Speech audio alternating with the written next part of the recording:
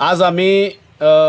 रामनगर बेळम तांडा या ठिकाणी आलेलो आहोत। इथे येण्याचं एकच कारण आहे, गेल्या 9 तारखेला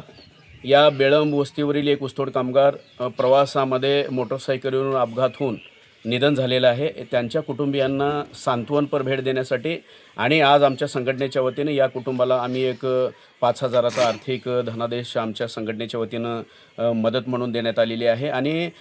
जे काही या घटनेमध्ये दुसरा मुलगा फार गंभीर आजार झालेला आहे आणि या कुटुंबांना एक ऊसतोड महामंडळाच्या वतीनं लोकनेते गोपीनाथ मुंडे ऊसतोड कामगार महामंडळ हे महाराष्ट्र स्तरावरती उभं झालेलं आहे आणि सामाजिक न्याय मंत्रालयाच्या अंतर्गत हा महामंडळ चालतो। या महामंडळाच्या वतीनं आमच्या संघटनेच्या सहकार्यानं येणाऱ्या काही कालावधीमध्ये आम्ही त्यांना 10 लाखाचा आर्थिक मदत मिळवून देणार आहोत आणि 10 लाखाच्या आर्थिक मदत देण्यासाठी सरसकट कुटुंबियांना आर्थिक मदत 10 लाखाची आर्थिक मदत देण्यासंदर्भात आम्ही महामंडळाच्या कार्यालयासमोर गेल्या 30 आणि 1 मे रोजी आंदोलन केलो। आंदोलनाच्या नंतर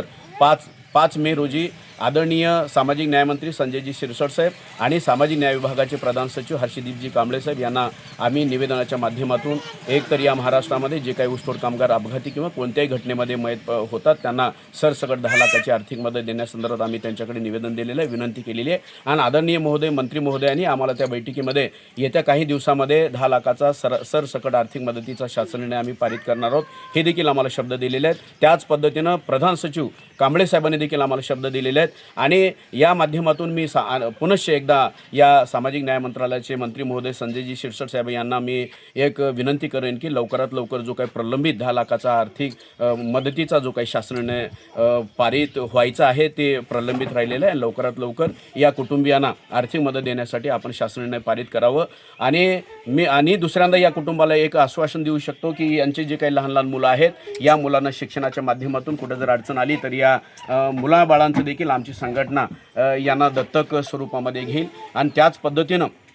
महाराष्ट्र स्तरावरती देखील आता ऊसतोड कामगारांच्या नोंदण्या चालू आहेत। या नोंदण्या करून घेण्यासाठी या महाराष्ट्रातील ऊसतोड कामगार धजावत नाहीत, तरी या माध्यमातून मी या ऊसतोड कामगारांना देखील आवाहन करू इच्छितो की आपल्या घरापर्यंत जे काय प्रतिनिधी ऑनलाईन ऊसतोड कामगार नोंदणी करण्यासाठी येत आहेत त्यांच्याकडे आपण निश्चितच नोंदणी करून घ्यावी। या महाराष्ट्र राज्यामध्ये जर नोंदणी केलेली असेल त्याच कामगारांना ज्या काही योजना आहेत, परवाच 27 एप्रिल रोजी सामाजिक न्याय मंत्रालयाच्या वतीनं शासन निर्णय पारित झालेला आहे। घनबूट, पायातील घनबूट, त्यांना राहण्यासाठी टेंट, हातमोजे, महिला कामगारांना सॅनिटरीज, अंथरूण पांघरूण आणि सोलापुरी चादर या संदर्भाचा शासन निर्णय पारित झालेला आहे आणि ते वितरित करण्यासाठी देखील ई